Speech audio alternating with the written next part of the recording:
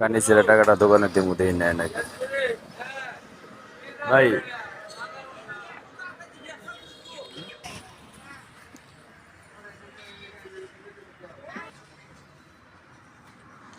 এই যে নেন চাচা।